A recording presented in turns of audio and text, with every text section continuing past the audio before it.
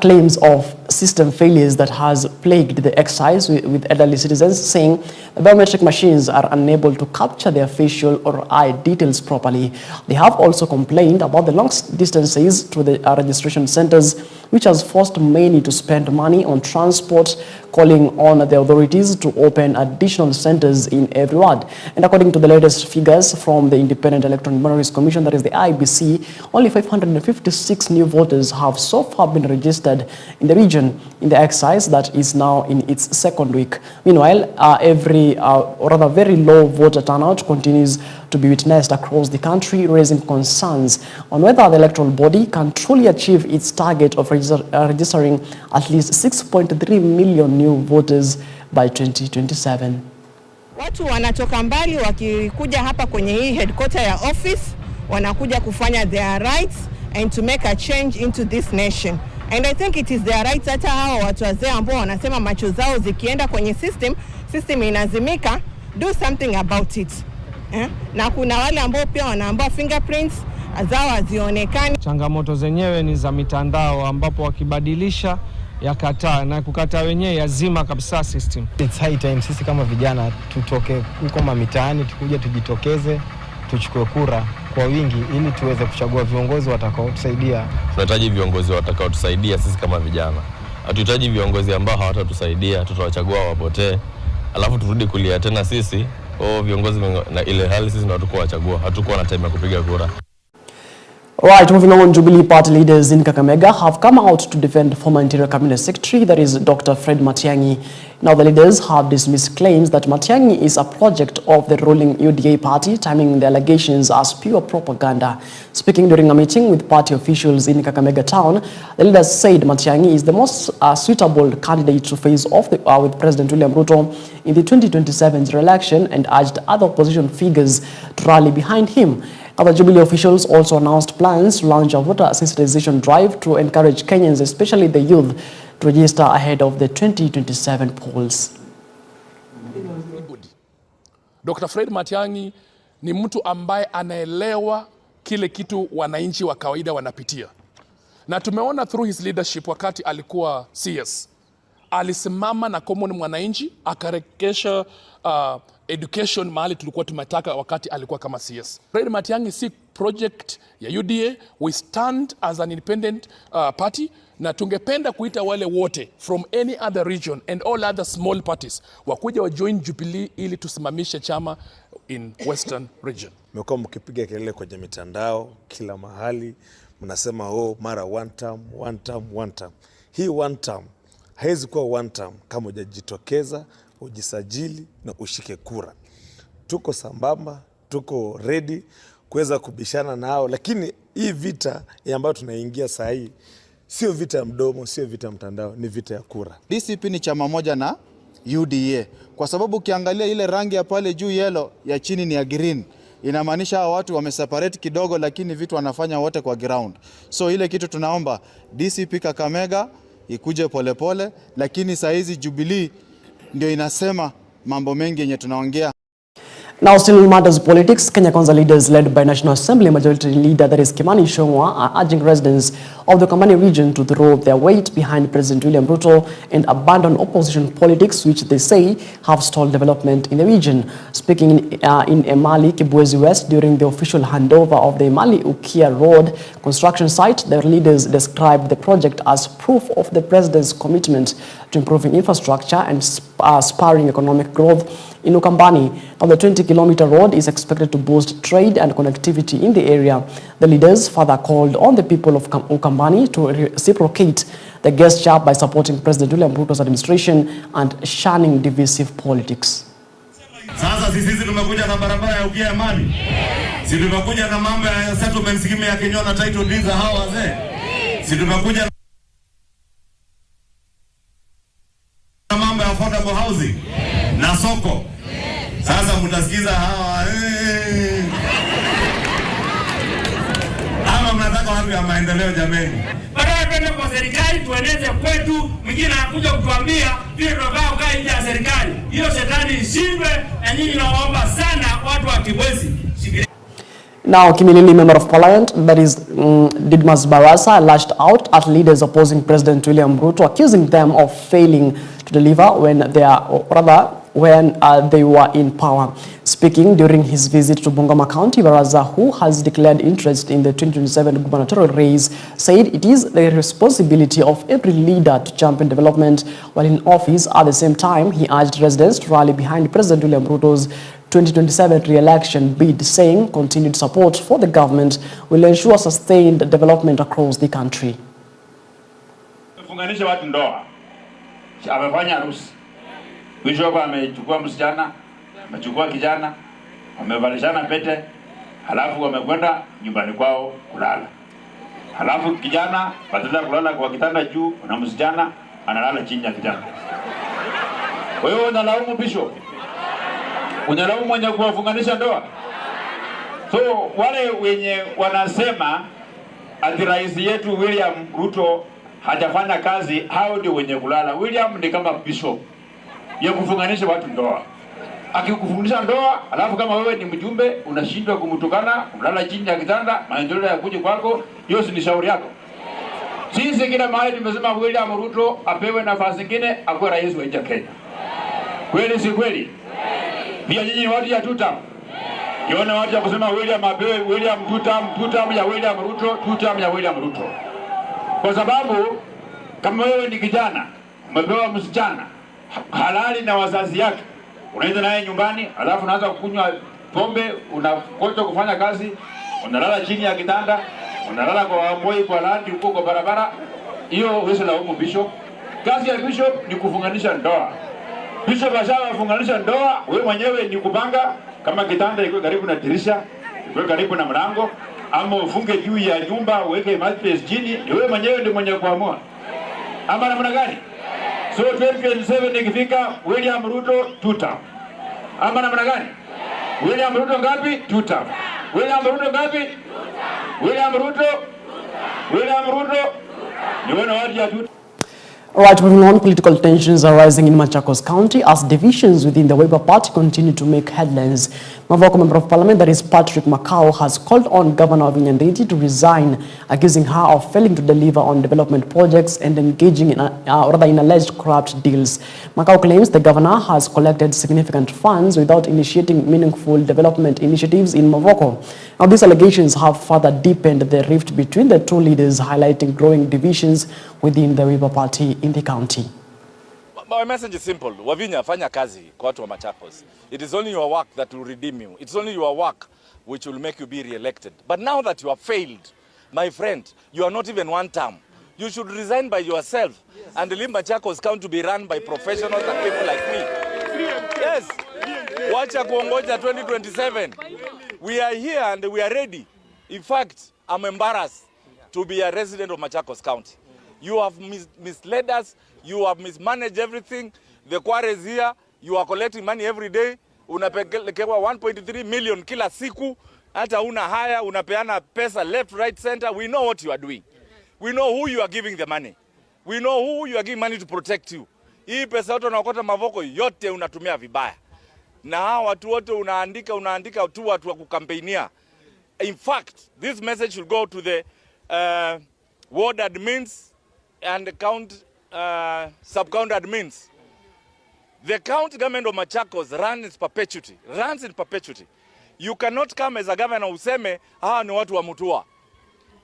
Those employees belong to the county government of Machakos.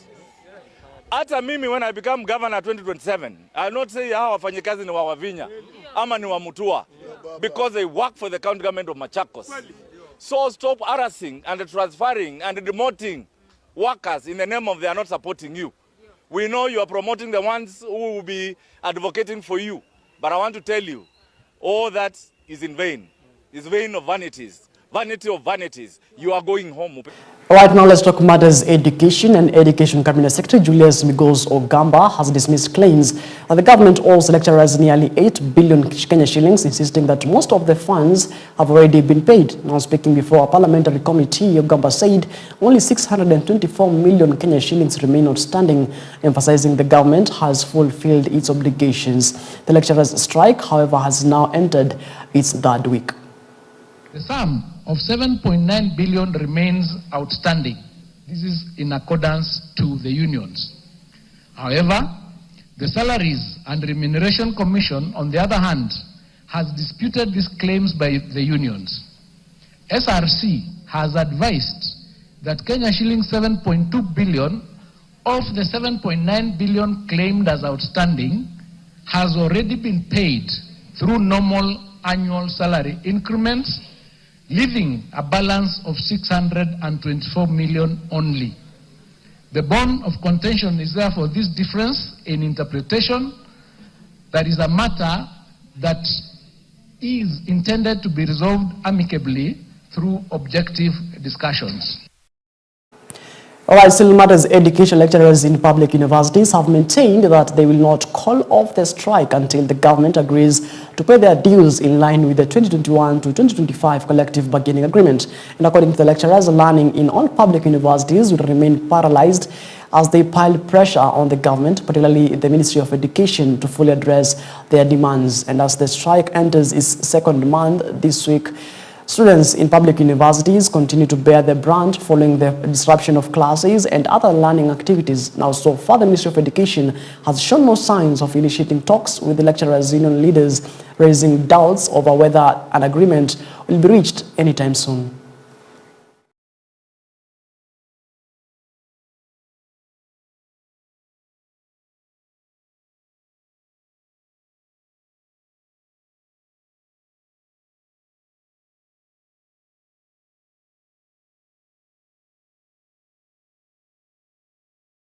Alright, we do apologize for the video mix-up. Moving on, strike. Other students at one universities in Kilifi have issued a 48 ultimatum to the national government to settle outstanding payments for university lecturers across the country or face nationwide students' protest. Now, the students have called on their counterparts in other universities to join them in solidarity, saying the ongoing strike has brought higher education to its knees, leaving many stranded. They are now urging the government to act swiftly and address the demands of lecturers and other university staff to restore normalcy in public universities. An ultimatum to one CS Ogamba that failure to pay the lecturers within an ultimatum of 48 hours. We are going to shut down the streets and we are going to shut down and we will not care. And for this, I want to call all the student leaders across the country to join us in this. I want to talk to the government. They are discussing us as students, seeing us as minority. They don't want to pay the dons, who are very important pillars in our country. I want to tell the government to pay the dons, and then we students will get back to classes with immediate effect. This strike has interrupted our learning education, and mostly for girls. Unajipata kwamba some of the girls hapa usisi ni comrades don't have parents here. Some of the girls, they end up kwa wanaume wao. Maybe this can lead to early pregnancies because what we do is just eating, sleeping. I'm calling upon President William Ruto together with the CS Ogamba to meditate upon themselves so that this matter can be resolved. Comrades, power! As freshmen, we're expecting a lot from the university and we have been denied this because of don't strike. Now, in a bid to improve national health care, the Tharaka County has launched a new program to register pregnant women, a move aimed at ensuring proper monitoring and care of from the time of conception to delivery. Now, Governor Mbomi Njoki says the initiative will help county gather crucial data on expectant mothers, making it easier to address their health needs and ensure they access medical services at health facilities. Now, in addition, the county plans to reward women who visit hospitals on a regular basis for checkups, a strategy designed to reduce infant mortality and pregnancy-related complications. Kwa hivyo tumesema katika Tharaka Nithi, it is a must kwamba mama akifanikiwa kwamba ako na mtoto kwa tumbo akiwa mwezi mmoja, lazima wajiandikishe kwa CHP wetu. Tujue kwamba wewe tunatarajia mtoto kutoka nyumba yako, Mungu atufanikia, ili tukiwa serikali ya Tharaka Nithi tuweze kupanga ile madawa inatakikana, vaccination, pahali utaenda kuzalia, na pia kupangia kwamba tuko na mtoto anakuja ambaye ni wetu katika Tharaka Nithi. Tunakuwa ni mipango mizuri kwetu katika hospitali kungojea yeye. Now, persons living with disabilities in Meru County are now sharing their successes stories, crediting both government and social organizations for helping them achieve economic empowerment. Speaking during a 5-year business empowerment review forum held in Meru, many said the support they have received has enabled them to expand their businesses and sustain their families. They expressed optimism that continued partnership between the government and community organizations will help even more people with disabilities become self-reliant and financially stable.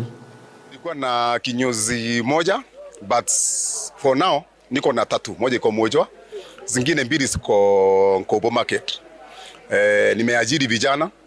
Kwa hiyo kazi yangu imenifanya sana hata nijulikane. Maisha yangu yamechange. Mbele nilikuwa napata hera kidogo, but for now nimeona kila kitu imebadilika. Tunapatia watu wakitaka kuongeza biashara zao, of course wanapewa booster na mradi, lakini unaona biashara bado inaendelea kukua, na vile biashara inaendelea kukua mtu anahitaji mkopo, so tunawapatia mkopo. Mradi huu yale mambo ambayo unazingatia ama umeweza kuzingatia katika miaka ambayo tumeweza kuimplement, unasaidia kufikia a majority of persons with disabilities ambao sasa wako in entrepreneurship. Now, teachers from various junior secondary schools in arid and semi-arid areas have undergone specialized training aimed at empowering them to become ambassadors for girls' rights in their communities. Speaking in Nanyuki during a 2-day workshop, the teachers noted that the girls in the pastoralist region continue to face numerous challenges such as early marriages, female genital mutilation, teenage pregnancies and poverty, all of which hinder their education and future success. The program, they say, is designed to promote education in pastoralist communities, reduce school dropout cases and shift negative cultural attitudes towards the education of the girl child, ensuring that every girl has an equal chance to achieve her dreams. Kama hakuna walimu wa grades GSS, wanaona wanafunzi walimu wa primary hawezi msaidia. Hawakuji shule, wako nyumbani tu amekaa. Najaribu kuongea na wao, yani niwajaribu kuwaelimisha. Nasema mkishafika grade 6 sio mwisho wa masomo. Kuna grade 7 mpaka tumalize. Umejua at least anaweza ongea, ni mtu kama mwingine. Alafu imetusaidia pia kujua umuhimu wa masomo. Sisi ilikuwa si lazima tusome wasichana, but kwa sasa tumejua mtoto msichana akisoma tunaweza saidia community. Hawa walimu wanaenda ku-encourage wanafunzi watoke, but pia tuna engage walimu na wazazi kuweza kutekea hawa wanafunzi katika shule ndio waweze kusoma na ku-diversify maisha yao. Alright, now as Kenya gears up to mark National Environment Day this Friday, that is Mazingira Day, citizens across the country are being urged to take part in tree planting activities aimed at promoting environmental conservation and restoration. Environment Cabinet Secretary, that is Deborah Barasa, has encouraged Kenyans to return to their former primary schools and plant tree seedlings as a gesture of growth, renewal and sustainability. The government-led campaign seeks to plant 100 million trees across the country on October 10th. As part of the ongoing efforts to restore the nation's forest cover, this initiative falls under the government's ambitions of 15 billion tree planting program designed to combat effects of climate change and promote a greener, healthier Kenya.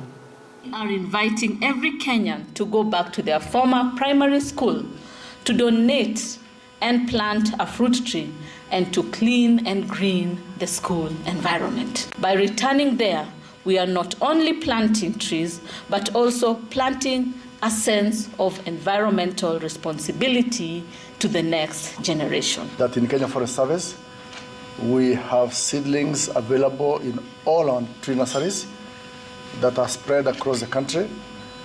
You could actually find KFS tree nurseries in almost every sub-county. I know water in the drylands is a limiting factor, but if you now water the whole with about 20 liters of water, and then you plant your seedling around it with a mixture, and then you water again, you have given that seedling the life that it requires in the drylands for the next 1 month. This year's campaign is anchored on a very simple yet powerful idea: turudi prime more, tukadonate fruit trees, na tuka clean. Now moving on to some sad story, 3 family members died in a Brigadier market in Fano. Now 3 members of the same family, a man, his wife and their grandchild, have tragically lost their lives after a fire broke out at Brigadier Market in Tongaren constituency, that is in Bungoma County. Now the cause of the fire remains unknown, but the detectives are investigating the incident to establish what may have caused the blaze. Meanwhile, residents have been urged to stay calm as investigations continue, with authorities warning against any acts that could endanger lives, even lead to destruction of property. Imebainika ni mwanamzee na bibi yake pamoja na mjukuu mmoja. Kwa sasa hatujajua chanzo cha moto ni nini, lakini vitengo vya usalama vimekuwa hapa, wamechukua upelelezi wao kidogo na wameenda nayo pamoja na familia, watawasiliana ili wafuatilie vile uchunguzi itakavyofanyika na tupewe chanzo cha moto. Iwapo mtu ako na shida na mtu mwingine, asiwa anatumia hiyo njia maybe ya kuchoma nyumba ama kuchoma familia. Kama kuna shida aje tu open, kuna authorities ambazo zinaweza shughulika na mambo ambayo labda. 30 minutes past the top of the hour. I do for a short breather here on Morning Live, but when we come back, tell you what exactly the newspapers are saying. Don't go too far.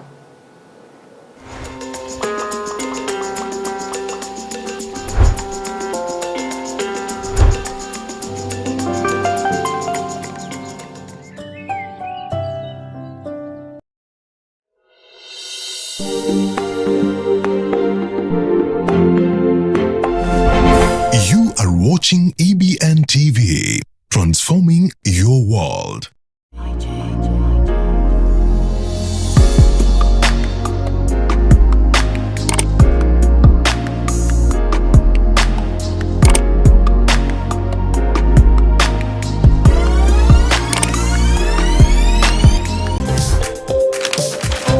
Today, and I'm having the Daily Nation newspaper and the Standard newspaper dated today, the 9th day of October 2025. Now let's kick off with the Daily Nation, and top story on the Daily Nation says Ruto Gideon in State House talks. And there is a picture there of Gideon Moi and the head of state, that is President William Ruto.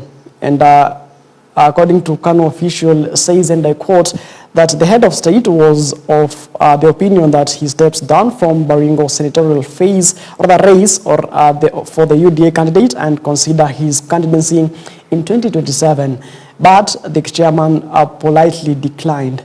That's a statement from the Kano official. And President William Ruto yesterday hosted his political opponent, that is Gideon Moi, a son of the country's second head of state, with whom he has had a long-running rivalry for talks that signaled a thawing of relations. Now, sources said they discussed the upcoming by-election for the Baringo Senate seat, which the Kano chairman is keen to recapture, with the ruling party desperate to bag it. Now, the two camps, however, gave conflicting accounts of the outcome of the meeting.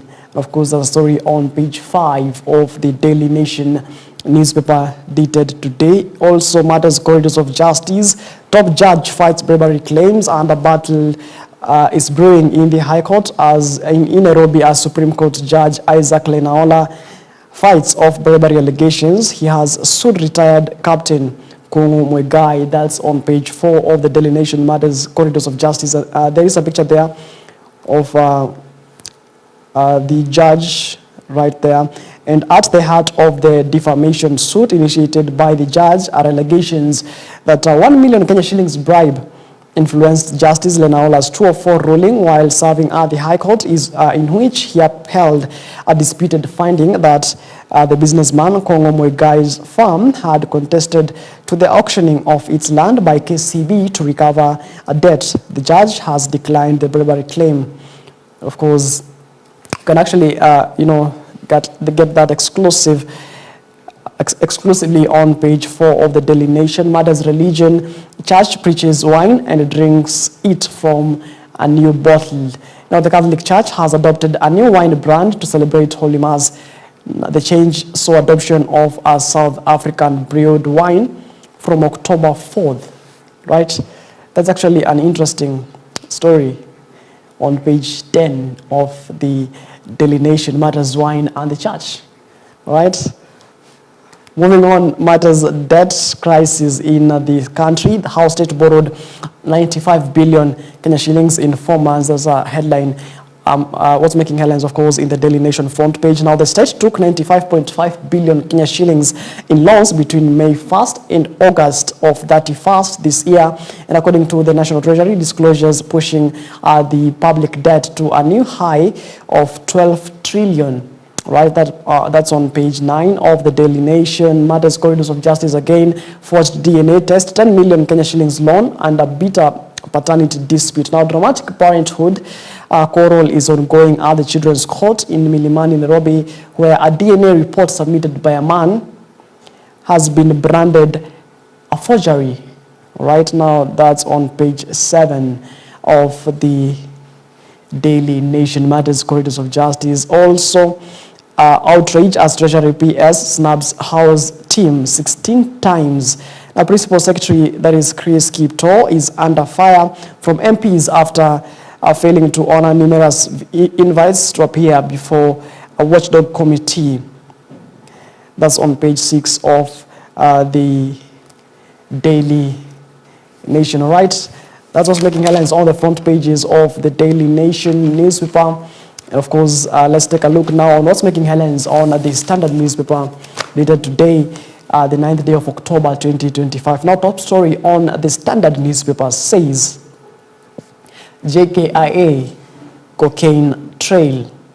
Now, a CCTV footage links a cabinet minister aide to an alleged drug trafficker. The JKIA cocaine storm has burst into the heart of government, fueling fears that Kenya's gateway to the world has been turned into smugglers' corridor under official watch. Now, what began as a routine expose on airport labs has now spiraled into a full-blown political and security scandal, roping in high-ranking figures, foreign laws enforcement agencies, and the nervous aviation sector, staring at global scrutiny. Now, let's take a look at that particular story on page 6 and 7 of the Standard newspaper. Now, two top suspects who allegedly assisted a foreign national in smuggling drugs through security check-ins at Jomo Kenyatta International Airport, that is the JKIA, has been questioned by officers from the Director of Criminal Investigations, that is the DCI, on Kiambu Road and later released. Now, one suspect known as Moha, and who was captured on CCTV standing next to the alleged drug trafficker in the airport's check-in area, was picked up from his Nyayo Estate, Embakasi residence on Monday morning by individuals identifying themselves as detectives. Now, neighbors who witnessed the dramatic operations on the condition, or that told the newspaper on the condition of anonymity, that the early morning raid involved 220 plainclothes officers who surrounded the premises before whisking him away. Now, sources at the DCI headquarters intimated that Moha was questioned for hours by DCI Director Mohamed Amin and the head of anti-narcotics Samuel Laboso, even as the Metropolitan Police Service wrote to the Kenyan authorities on the status of the investigations. Now, neighbors at his Nyayo estate said the Monday dawn summons caught everyone off guard. The other suspect, seen in a yellow reflector jacket, guiding Dos Santos through security checks inside the terminal. Terminal 1 is spent a night in custody at the airport police station, where he was also interrogated before being released. And of course, that goes on and on and on and on page 6 of the, page 6 and 7 of the Standard newspaper. And one may wonder, police actually didn't have an idea of what's happening in the JKA until there was an expose by the Standard newspaper. Now, you may wonder how, these things may be happening in the country without, the security agencies' consent, of course, especially in an airport where, security is tight, right? Food for thought. Moving on, matters politics, why Kalonzo is most sought after politician. Now, once dismissed as indecisive and mocked as a watermelon, Kalonzo Musyoka has staged stunning political comeback. Today, both President William Ruto and the opposition admit that the Labour Party leader holds the key to State House 2027. Now, that's matters politics on page 8 of the Standard newspaper. Let's take a look at that particular story on page 8 on the Standard. Says Kalonzo, underrated power broker who could decide 2027 presidency. Now, once decried an indecisive offensitor and famously nicknamed as Watermelon, the Wiper Democratic Movement leader that is now among the most sought after politicians in Kenya, courted by both the government and the opposition, but this renewed respect in a far cry from how he was treated just months ago. Now, in February this year, President William Ruto coincidentally referred to Kalonzo as the dengue man, referencing green grams, one of the few crops that thrives in the relatively arid Ukambani region. Now, the president further dismissed Kalonzo's criticisms of the government's livestock vaccination program, suggesting the Wiper leader lacked the dedication to question such policy. Now, Kalonzo had voiced concerns about the program's implementation, accusing the government of rolling it out in the the clandestine manner without proper stakeholder engagement, comments that did not sit well with the head of state. Now, President William Ruto responded harshly, saying, and I quote, that sasa kuna watu wengine what he termed as fools, wanatuambia tusichanje ng'ombe yetu, tusipate soko la kitaifa. Si hiyo ni upumbavu, si tumekuwa tukichanja mifugo yetu tangu zamani. Those were the words of the head of state, that is President William Ruto, loosely translated as, they have been vaccinating livestock since in the early years. Now, Ruto also asserted that critics of his program lacked the necessary academic qualifications to question him, proudly reminding the public that he holds a PhD. Right? That's matters politics on page 8. National politics on the Standard newspaper dated today. Now, do tell us on our SMS line 23059. How do you see, of course, in a recent few months, the vaccination of, livestock drew traction in the country, with farmers saying that we don't want some farmers saying that we don't want our livestock being vaccinated, right? Even some political figures said that why vaccinate animals?